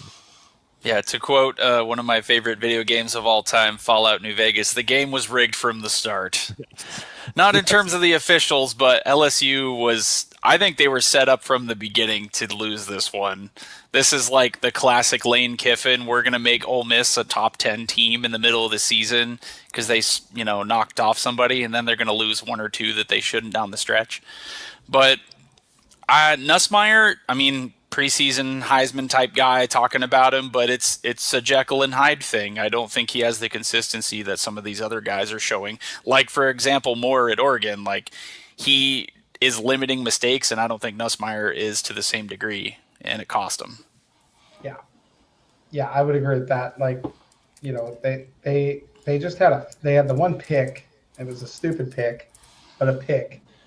I think my favorite part about this was the trash talk that Lane Kiffin did on Twitter after the game was over. Some epic level trash talk. And he threw shade at, right? He threw shade at Kelly. He threw shade at everybody.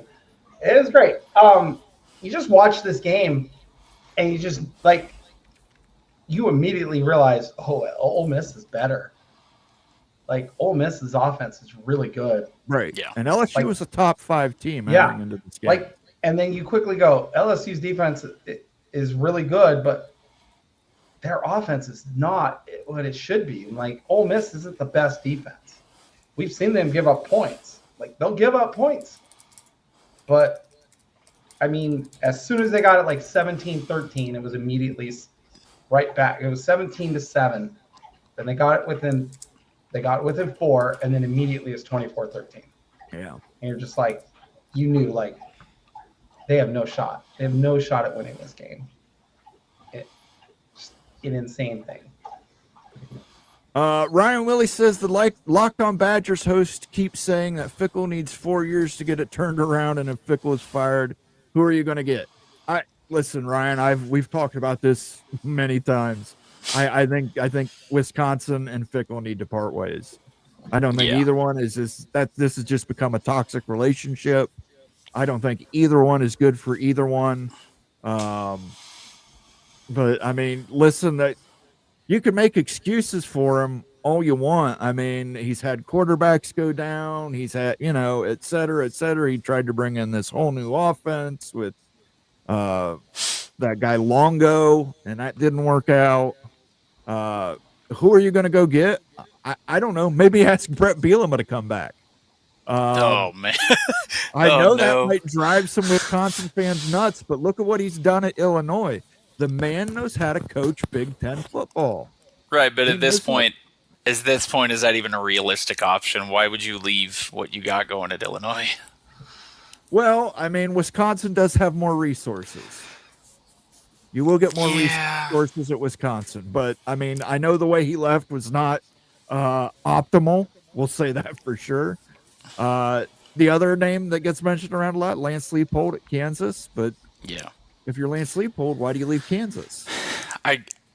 Unfortunately, because their recruiting it's not bad. Like, they still recruit at a high level, but they just haven't had an identity because Fickle wanted to turn them into a high-flying, gunslinging type team when traditionally Wisconsin was the Big Ten, run the ball, big offensive line. And I think their roster is just caught in between. They're not really equipped to do either. I think this is a multi-year project to become like a playoff type caliber team.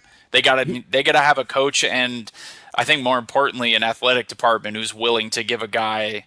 Clearly they've given Fickle, more time than some thinks he deserves, but you need a program builder. Like, this is a weird example. Like, Jonathan Smith at Michigan State would be a perfect type guy for Wisconsin. Program builder, restart from the ground up, and just restock. Yeah. No, I 100% agree with you. You need a program rebuilder there. The problem is Luke Fickell. He did the Rich Rodriguez plan at Michigan. He tried to go in and institute a completely different system. Didn't have the players to do it. Said gung ho anyway. We're going to do it this way.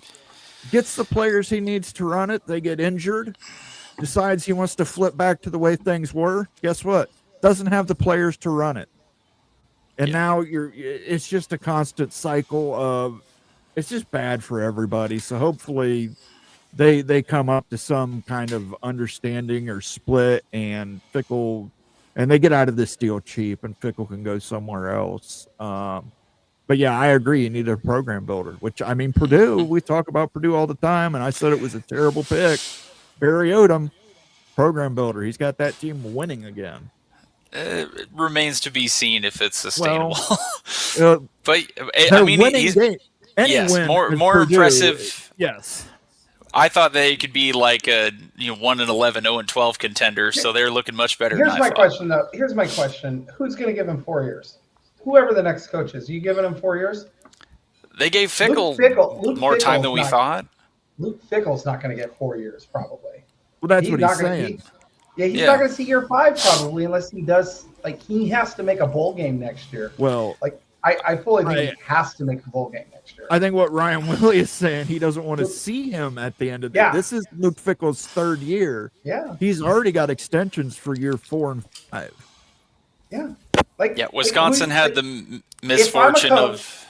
If I'm a coach and I'm a rebuilding coach, you have to go in there and you have to say, I need a full recruiting class. Like, I need 5 years to have a shot at this. But granted, what we haven't seen from Luke Fickell, and this is why Ryan's right here, they haven't gotten better. They've just gotten worse. And like, let me just say this though: do they have pieces? Yeah, that you guys have seen that front seven. That front seven might be like top 3 in the country. They're good. It's legit. It's legit. Outside of that, you have nothing, and it takes time. Like it took Mike Leach a couple of years to get his system implemented at Oklahoma, at Texas Tech, at Washington State, at Mississippi State. Why would you bring that up? I would give anything, rest his soul, Mike Leach. I would give anything to have him in the Big Ten right now. That would be so incredible. I would love that. Well, here you go. It'd be amazing. I've got a little something for you here, Sergeant Pickles. Yeah. More compelling than their fat little girlfriends. Now, their fat little girlfriends have some obvious advantages. For one thing, their fat little girlfriends are telling them what they want to hear, which is how great you are. The master, Mike Leach. Yeah. And by the way, Ryan, I will play you a little Badger sound. God, I hope you guys win this weekend. If you win this weekend, I know you won't forgive Luke Fickell for everything, but I'll have to have a soft spot in my heart for him. But yeah. Wisconsin had my last thing. Wisconsin had the terrible misfortune of drawing up a really awfully tough schedule a year or two too early. In a year or two, maybe he can straighten it out, but this year it set him up to fail. Regardless, Wisconsin's strength has always been running, offensive glass eaters on the line. I remember Monte Ball just gashing people. Yeah. It was insane. I remember Ron Dane just steamrolling 3.5 yards, 3.5 yards, 6 yards, 4 yards, 7 yards. There was not a pass involved in any of that. That was just Ron Dane running the ball for 6 plays in a row. Yeah, I remember the Ron Dane days. I also remember Russell Wilson not having to run for his life ever. And by the way, the Dallas Cowboys had like 3 of his offensive linemen at one point. Wisconsin fans are still really salty about that game versus Michigan State for Russell Wilson and Kirk Cousins. They're also salty against Ohio State fans for that too. But what do you? Yeah, but everyone's salty at Ohio State. Ohio State's not salty. Wisconsin's salty. You guys are salty at yourselves half the time. Right. Well, that's true. Ryan Willie says, "I'm tired of losing." Can't blame you. Yeah. You've had good years recently, man. Come on, you got to enjoy the high. It's like Washington getting to the national championship and then getting smoked by Michigan. I still had to enjoy it because I know it's probably not happening again soon. Well, you never know when it's going to happen. Even like Ohio State doesn't know if it'll happen. I've seen 0-12 and I've seen 14-1 within a decade. Okay, enjoy the highs. Yeah, I think the worst Ohio State ever was under Fickle as an interim head coach, and he was 6-6, I think. That was the only year. Yeah, that was the only year in the last. Somebody posted it on Twitter since like 2000 and something. I can't remember what year it was, but like they've won 10 games every year but one. Yeah. Ohio State missing a bowl would get you fired. Yeah. Tony Lawson, of course, he says Fickle needs 4 more years. I wonder why Tony thinks that. I still think Wisconsin wins the Axe this season, though. I'll give Tony Lawson a deal. You can fire Fickle, or you can keep Fickle as long as you want, but you have to change your logo. Never gonna happen. Never. You keep your greedy eyes away from Lawrence. Tony Lawson brings up Jim Leonard. Yeah, a lot of people thought he should have got that job. I mean, here's the question, though. Is he going to take that job? He's the assistant head coach for the Broncos.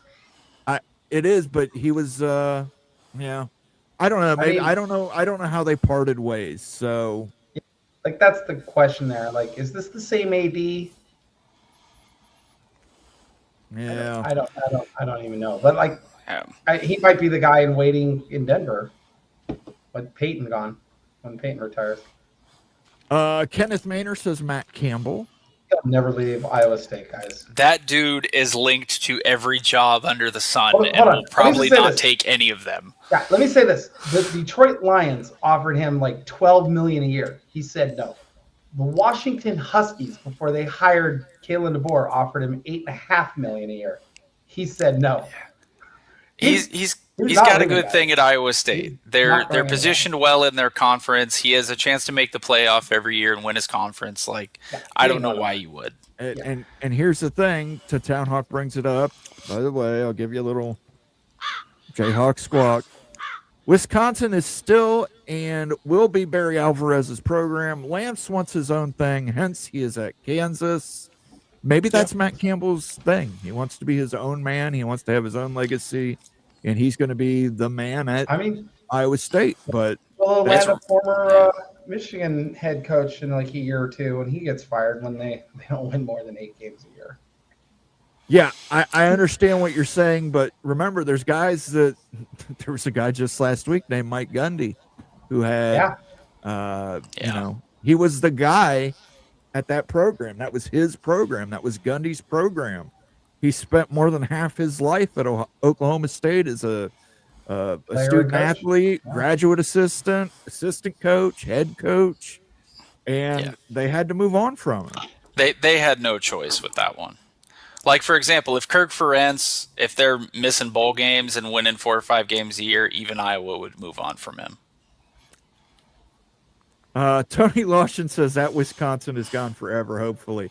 No, that's a sleeping giant. That's a sleeping giant, Tony. And go look at the state of Wisconsin recruiting classes, and it's like offensive guard, tackle, defensive lineman. You're like, yeah, they're still going to pull a lot of those guys. Ryan Milley says, yes, it's the same athletic director. Ryan, do you know how that ended with him and Jim Leonard, or is there bad blood? Leonard will come back as long as McIntosh is 80. So it did not go well. You might have to fire them both then. I would bet you, though, if this doesn't go well, he probably does lose his job, too. I think they'll be looking for a coach and an AD. I can say the same thing for LSU. I think this is probably Brian Kelly's last year. If LSU doesn't. Does Wisconsin hire Brian Kelly? He wins everywhere he goes. He's just not able to get over that hump. He can't win the big games. Yeah, that's the problem. He's a James Franklin, but in the South right now. But I mean, if you're at Wisconsin right now, you're laughing at that. But hey, 10-win Wisconsin sounds probably pretty good. 9-win, 10-win Wisconsin. You're probably if he's got you in the playoff race, you guys will take that every year. Like there isn't a school out there that wouldn't take being in the playoff race every year. You just have to make the playoff eventually. Yes, and I think that's what Brian Kelly's going to have to do, because I think they've had enough in Louisiana of Brian Kelly, and Yep. They recruit way too high a level to be where they are.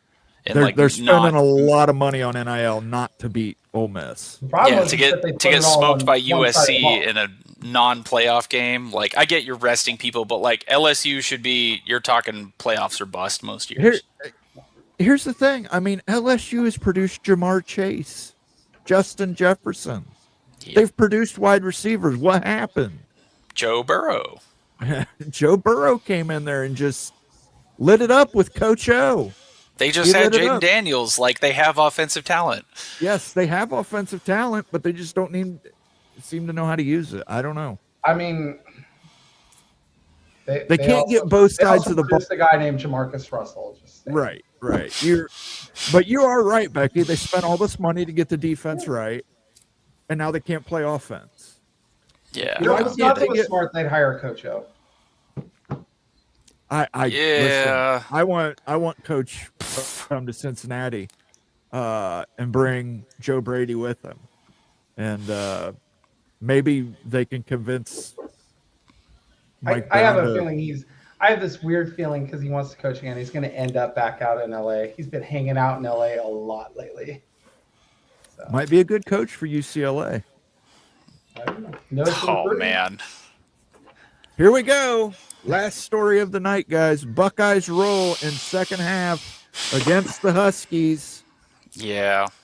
Let's talk about it. Competitive first half. Very competitive. I know. The Oregon fans won't. That were competitive. The Oregon fans won't let you remember that. They'll just show you the final score.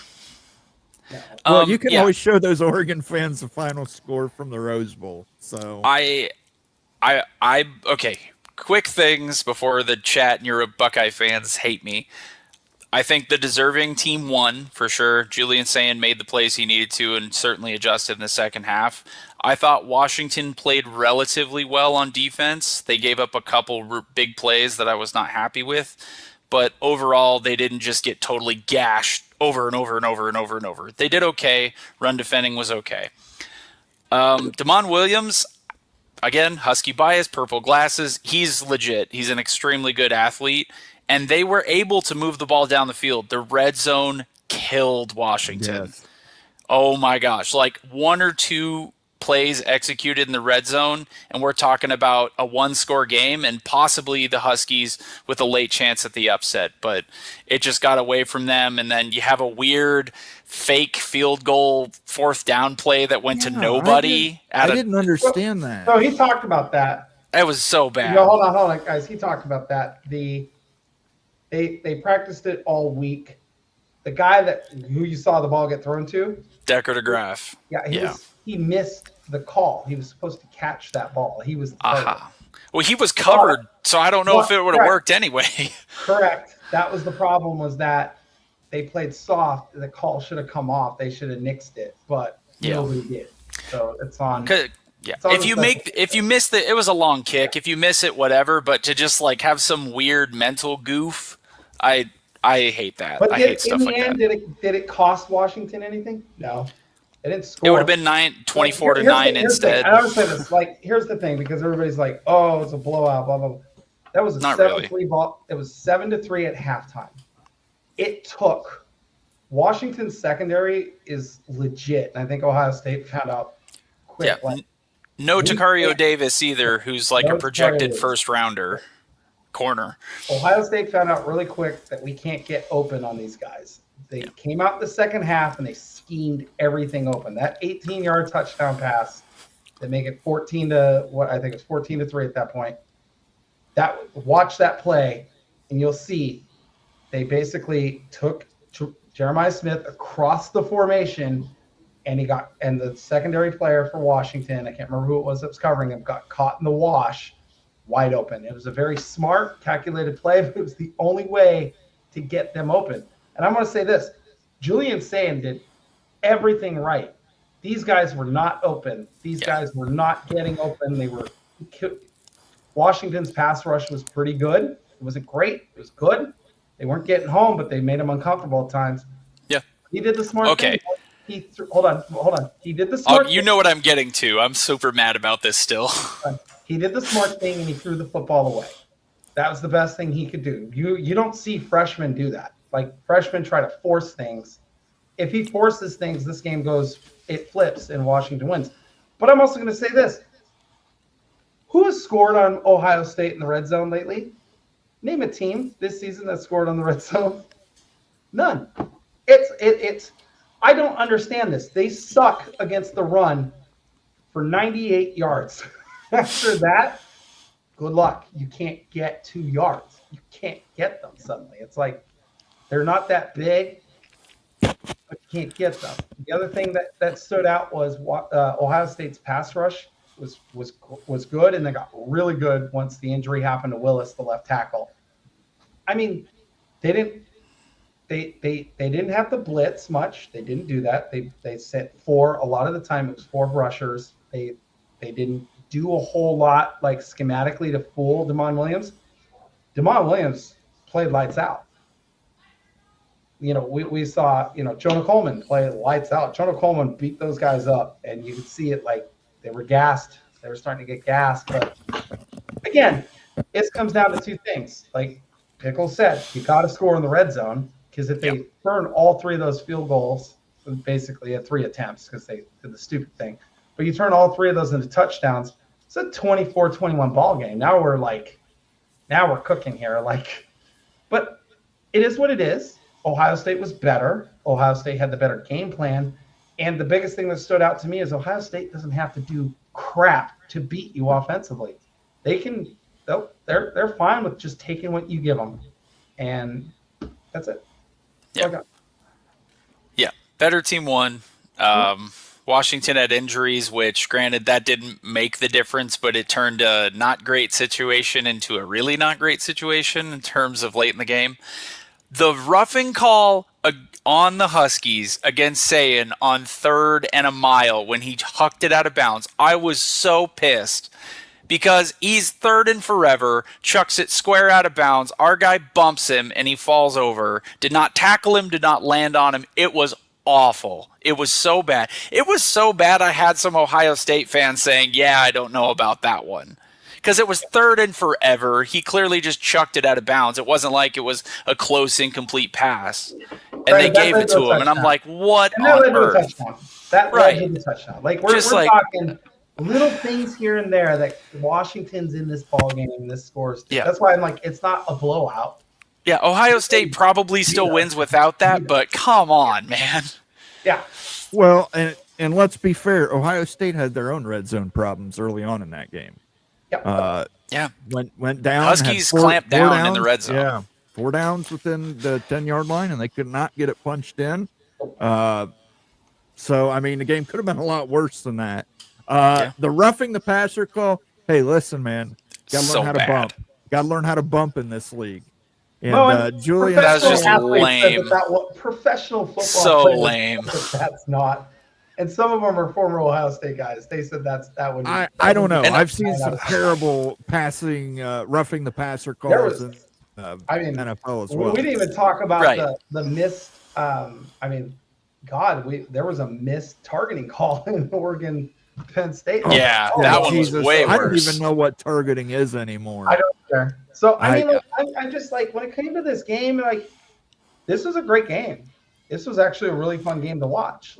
If you don't know the final score and you just sit down and watch the game, it's a pretty darn good game through 3 quarters. Yeah, and I mean, Damon Williams was making plays. Yeah, period. Washington and Texas, the 2 best teams Ohio State played, 13 total points. Yeah, and let's be honest, Jeremiah Smith in the second half, they used him all over the field. Yeah, they schemed him open. He was really, really smart. Open. They, crossing routes, mesh routes, deep balls. They were showing him everything. It's really hard to stop Jeremiah Smith, guys. He catches 81 yards. Yeah, and and there were some balls he dropped. Oh yeah, there were early drops from him. Let me just say this: he has a case of the dropsies this year. it's not good, Moen. Like it's going to become a problem at some point. Like, I think part of the problem, and maybe part of the thing that's good for the Big Ten and for Ohio State, is the Buckeyes are holding Sion back from doing everything he could. You're right. He's not making mistakes, but he is also not making Will Howard like plays down the field where he's chucking it 60 yards. Yeah, they're clearly coaching him. Don't dive head first for the first down. Just slide. Get it. That it's the same thing Jed finally coached into Damon Williams because he was making some risky plays. Throw it away. We're good enough. Our defense is good enough. Like, live to fight another day. And it's like Sayan's impressive. It's freshman quarterbacks, you really don't know what you're going to get, even if they got 5 stars next to their name. But he clearly has an IQ for the game where he understands kind of the long play. Live to fight another down and take your yards when you can get them. And I mean, like, that's the right thing to do. Like, Ohio State's defense is good enough that he can be a game manager at this point in his career. He has to take the next step eventually, but right now, like, I think good. At least for East Coast, because here's the thing: a lot of us East Coasters, we don't get to see the West Coast teams that often. It's usually a night game. Oh, all of our usually for you guys. Well, they're usually running up against a SEC game or an ACC game or a Big 12 game that's just a much better game programming wise. So I mean, we don't get to see a lot of it. So I think this weekend. Because of the Illinois game, I think a lot of people got to see USC and understand that is probably the best quarterback that I think Lincoln Riley's had there since Caleb Williams. That's a tough claim, but maybe. He's only had 3. He's only had 3 since then. But I mean, again, Illinois, I think that showed for a lot of the West Coast people who thought that Illinois was going to be a pushover, that Illinois is legit. Just because they got blown out by Indiana, you can't base a team on that. And I think a lot of the East Coast fans got a good look at Damon Williams. Damon Williams is a legitimate threat. Both sides, true sophomore. Passing, yeah. The quarterback play in this conference in the next couple of seasons is going to be wild. Yeah, let me just say this: the Ohio State fans realized the Ohio State players realized how good he was playing it because the defensive guys came up and shook his hand, like specifically talked to him. There's a lot of video of them just like embracing him and saying good, positive things to him directly. Like, a lot of respect there. I don't think they realized how good he was, and they got out there and like, oh God, that's an athlete at quarterback. Absolutely. He's good. Let's get some comments in here, and then we're going to wrap it up, guys. Tony Lawson says the Buckeyes are only 48-7 versus the Gophers all time. Call that pretty competitive. When was the last win for the Gophers? Like 20 years ago? It's been in the last 20 years, but I forget who the coach was. And I think it was during that Luke Fickell interim season. It was. Oh yeah, that's right. It was. That the Big Lubbock says that Leach comment was from 2009 when A&M blew out Tech, but a few weeks before that, Tech blew out K-State, and then K-State blew out A&M. So it was believed that Tech should blow out A&M. And he went off on mid 2000s Big 12 was a wild place to be. Tony Lawson says Ohio State only gives up 5 points a game. Washington scored 6 better than average. Yay, moral victories. I mean, came to apologize on behalf of our stupid, ignorant students. Embarrassing. Ruined a great game. Sco Buffs, sincerely, Fergie. Yeah, it was a bad look for the University of Colorado, but at the same time, people are going to take cheap shots and say the meanest thing that they can possibly say when they're trash talking. So it's low-hanging fruit, as most people would call it, but whatever. Tony Lawson says it was actually 2000, Glenn Mason. Wow. So that must have been one of Cooper's last years into Jim Tressel's first year. So interesting. Interesting. Kenneth Maynard says Fairpoint mowing in my area. It's all ACC and SEC. And this is what killed the pack for so many years. People just couldn't watch it. They didn't have any fighters in the game. Well, I mean, like, Pac-12. we've been on the Big Ten Network two games, and then CBS the other two. So, Yeah. like, I mean, when you got Pac-12 after dark kicking off at 1 a.m. Eastern, it's not really doing you any favors. Yeah, absolutely. All right, guys, great episode of The Take. I want to thank everybody who joined us and supported us tonight. Special shout outs to Amazing Blue, CFB Peak Around the Corner with Greg Flugar, our friend, the Evil Badger Ryan Willie, Sergeant Pickles member for 25 months. And Ryan Willie, again, want to remind everybody next Thursday, not tomorrow, but a week from tomorrow, Big Money Markets, Moan Confidential, members only video. I think you'll want to check it out. Some pretty startling facts and figures in there that you may not know about. So, Pickles, do you have anything you want to say before we jump off here tonight? My hot take I've been trying to push online, even though nobody else cares, is no polls before pumpkins. If a poll comes out before November, it doesn't mean anything. Becky, what is your hot take of the evening? the Seattle Mariners are going to win the World Series. Oh, why would you say that? Because if I embrace the curse will embrace us. For those who don't know, the Mariners are the only MLB team to never even make the World Series. I'm going to Why the would game. you say Because I'm going to the game on Saturday. That's why. Okay. I have to admit this. I'm not a big baseball guy, but I did place a bet on Cincinnati to win tonight. Hey, they are up 2-0 in the bottom of the third, man. All right. Well, we'll see. Hopefully that pays off for me, that support for my Cincinnati Red leggings. So I want to thank Reds Mariners World Series. Book it. There you go. I want to thank Pickles for joining us tonight. I want to thank Becky for joining us tonight. This will be the regular crew moving forward. Again, make sure if you haven't done so yet, you're on Twitter X watching us. Jump over to YouTube, hit a like and a subscribe. That is very important. If you're watching us on YouTube and you haven't done so yet, make sure you hit the like button. If you're watching on a mobile app, there's a little button now that's been added called the hype button. Make sure you hit that hype button 3 times for us. That helps boost us out into the algorithm. It really helps us a lot.